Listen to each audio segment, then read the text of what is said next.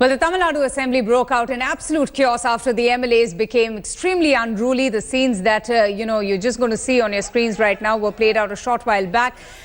MLAs breaking tables, and not just the tables of the Assembly. They, in fact, even broke the table of the Speaker.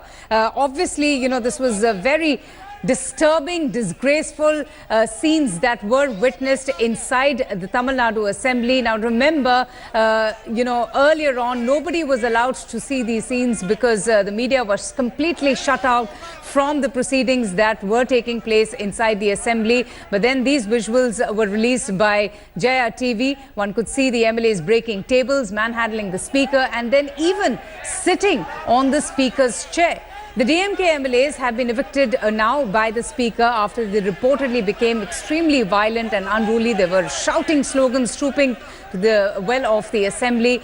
And as these images are, indicative, the situation escalated from the loud chants for a secret ballot. That was a demand that was made by the DMK and by the O Selvam camp. In fact, the Assembly was then adjourned and has been adjourned until about 3 in the afternoon. Both O Selvam faction and the other opposition parties had called for a secret ballot, but their demands were completely turned down by the Speaker. The Assembly was adjourned twice since it began and will now reconvene at 3 p.m. I'm going to go straight across now to editor India Today, Padmaja Joshi. Padmaja, the longer uncertainty prevails, the more likely democracy is subverted. And this is another clear case of the subversion of democratic values with the kind of, pandemonium and unruly scenes that were witnessed inside the Assembly.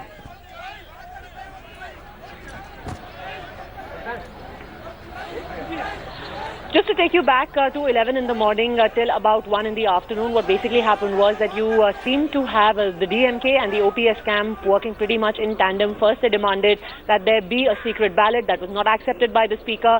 Then they wanted for the session, the voting to be delayed, to be conducted on another day, because they said that, the MLAs need to go back to their constituency. So far, they've just been cooped up. They've been held hostage. They've been imprisoned at the Kuvalam. At the resort, in fact, in Kuvatur, and which is why they actually need to get a sense of what people in their constituency want. That was not accepted. Third, they wanted a discussion inside the Assembly to take place on what had happened in Kuvatur. O Selvam rose to speak, and so did Semmalai, who had been announced as the whip of the AIADMK today morning by the OPS camp. They said that a discussion on what happened in Kuvatur should be done. Even that was rejected by the Speaker on the grounds that what happens outside the Assembly should not be discussed or cannot be discussed inside. After that, there was just no respite. Yes. Constant sloganeering, constant interruptions, finally culminating in that absolutely ridiculous show of indiscipline, where MLAs got on to the Speaker's dais. They rushed into the well, and eventually 2 MLAs, Renganathan and Kuka Selvam, actually tried in turns to occupy the Speaker's chair, pushing him out of it. And not just that, his table was broken. He tried to continue with the proceedings with the mic held in his hand, Avantika, and even that eventually was taken away. And that's the reason why another adjournment has happened. The House will reconvene at 3 in the afternoon. Padmaja, stay with me. Utter chaos that broke out inside the Assembly. Security was tightened outside the Assembly premises as a precautionary measure. A total of 2,000 police personnel, in fact, were deployed outside the Assembly. Also, the Rapid Action Force was put on standby just in case the Speaker sought the help from the security forces to forcefully evict the DMK MLAs who were reportedly clashing with the Marshals as well. In fact, Padmaja, you showed us the visuals of that unprecedented security cover outside the Assembly. But despite all of that, one still got to see these scenes of utter chaos and bedlam inside the Assembly.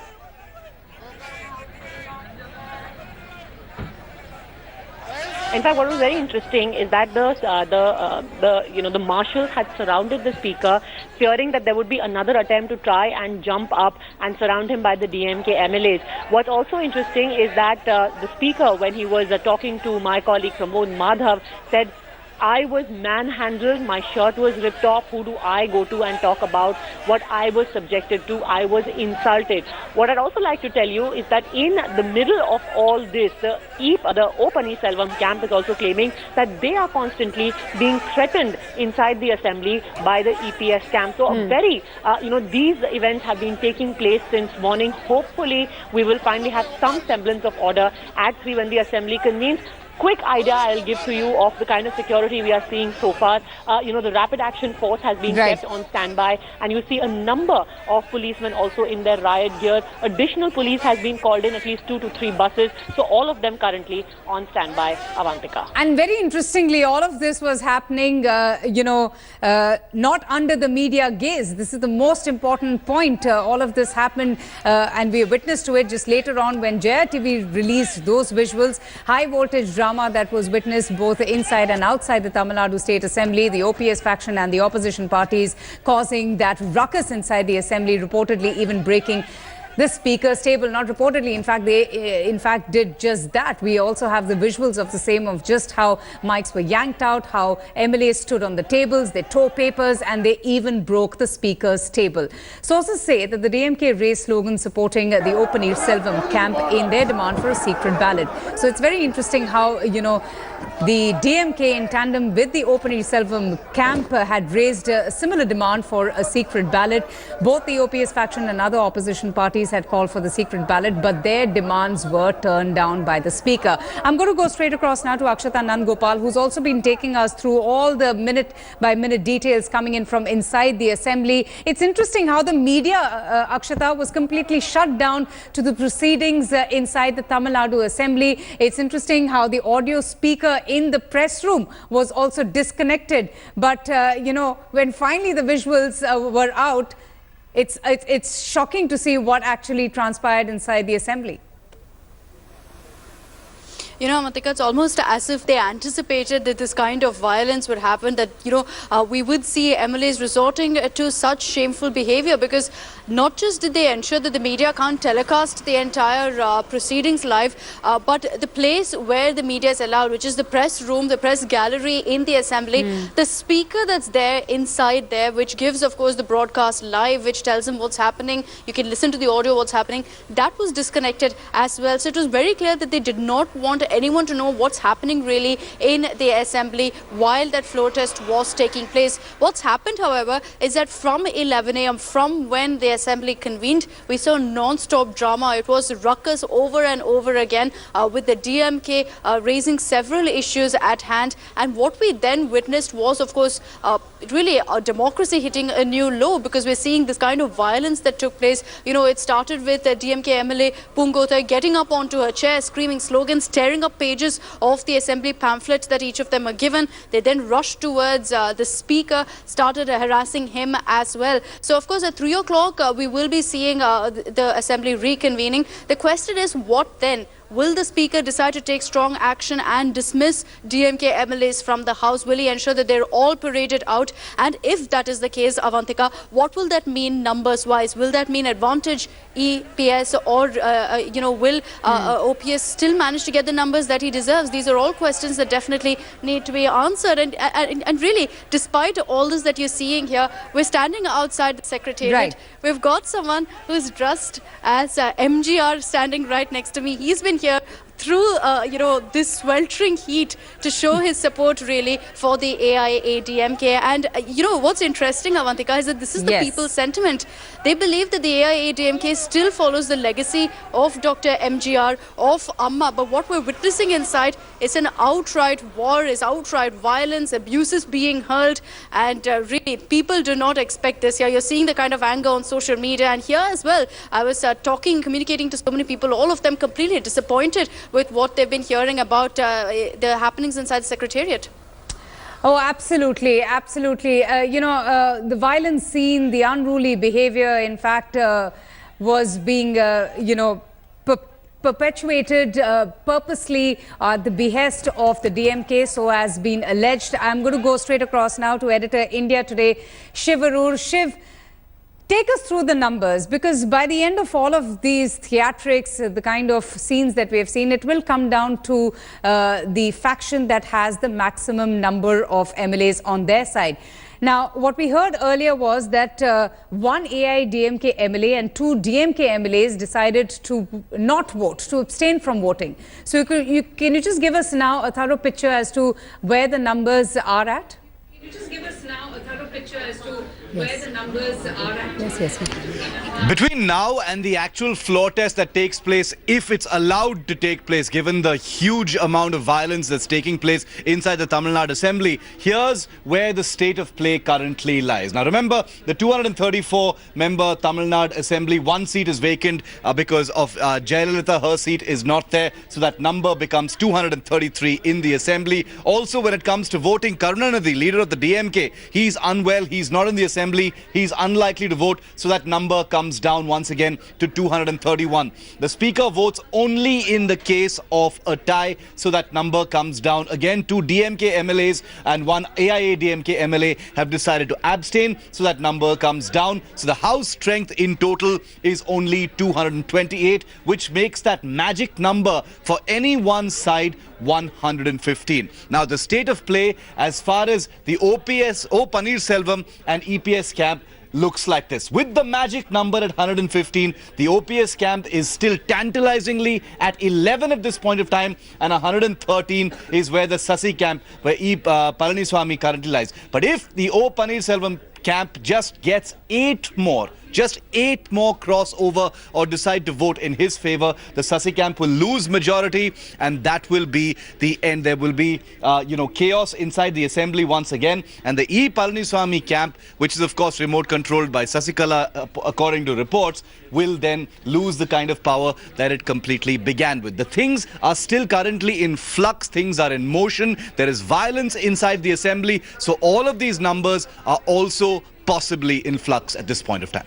Oh, absolutely. It's a complete state of flux. But Shiv, very quickly, I wanted to ask you, don't you find it so ironical that the O Paneerselvam camp seems to be at least siding with the DMK? I mean, this is the same faction of the warring AIDMK party who have claimed to be the rightful heir to Amma's legacy, and now they, in tandem with the DMK, have been making their demand for a secret ballot. Making their demand for a secret ballot. Absolutely, Avantika. The irony began actually, a week ago, when those back-channel discussions actually began between the O Paneerselvam camp and the DMK. When the DMK was making very favorable noises about O Paneerselvam, and a lot of antipathy towards the Sasikala camp. So irony is definitely writ large in this kind of rendezvous that the two sides are having. One wonders what Jayalalitha would have thought of this kind of thing if she were alive. For one faction of the AIADMK, to be, holding these closed-door discussions, feelers between them and the DMK is unthinkable as far as the AIADMK is concerned. Obviously, it's thinkable as far as the DMK is concerned, where power is in question, where the DMK might be, trying to play its hand to force president's rule in the state rather than actually take sides with O Paneerselvam.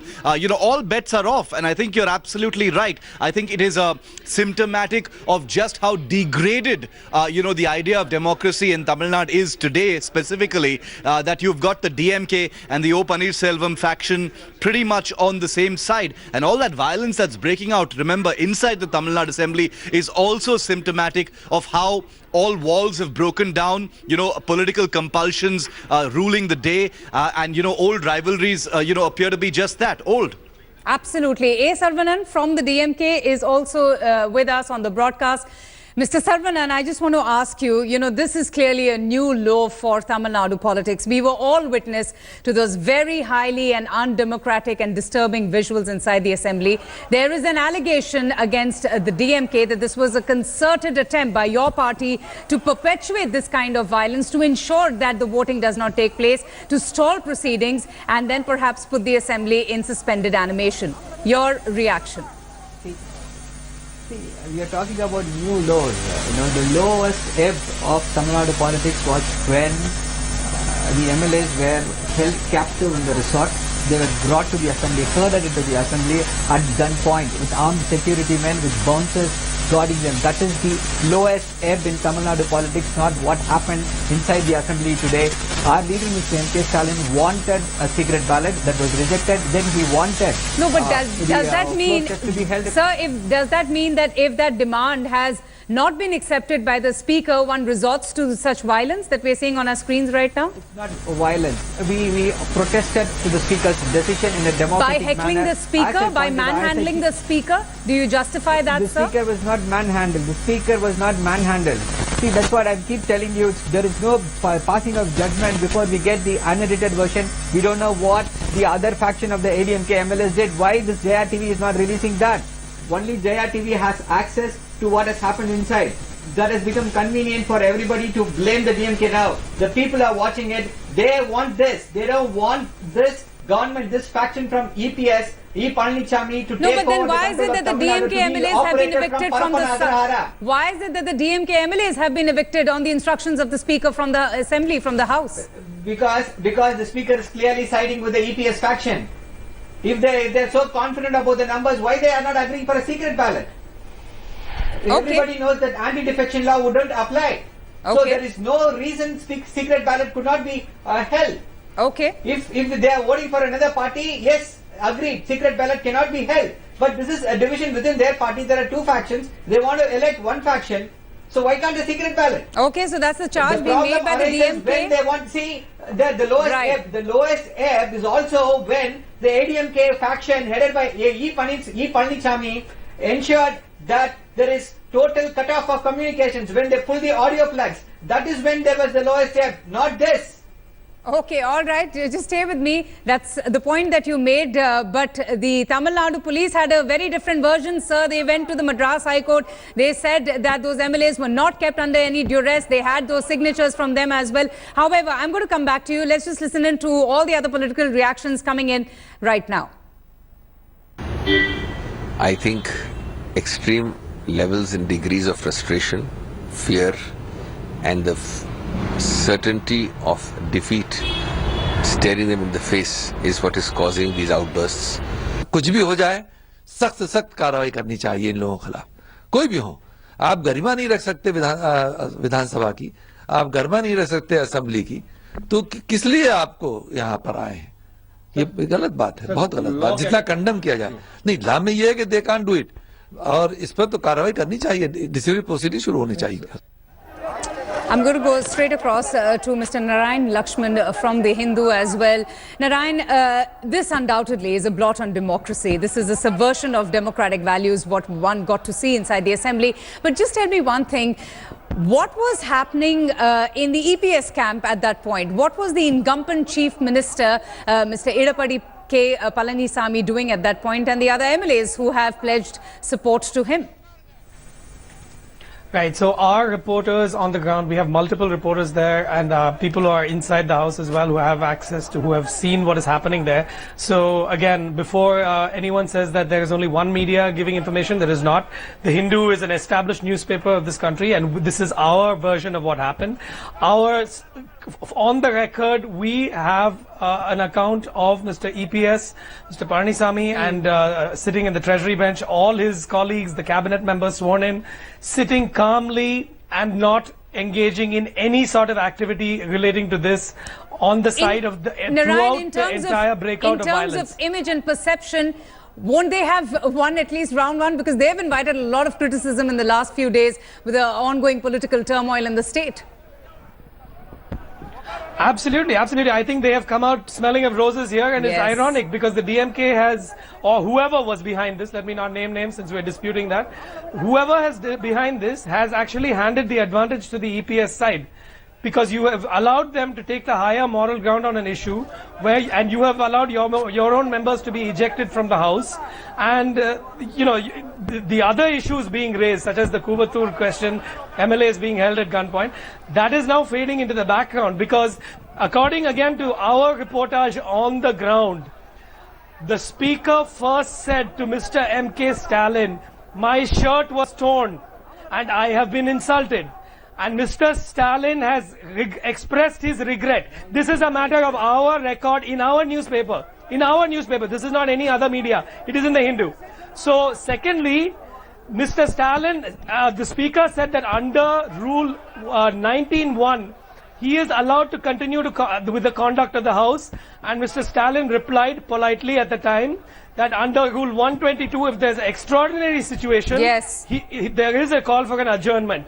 However, the speaker ruled that he will continue, at which point the MLAs, I'm not naming which party, but all the MLAs stormed not only the well of the House, but smashed the furniture and the rest of the events that you have already mentioned. Yes. So this much is on the record. So please, let's not dispute that. Oh, absolutely. I'm also going to take one quick question from the former Additional Solicitor General of India, Mr. Biswajit Bhattacharya.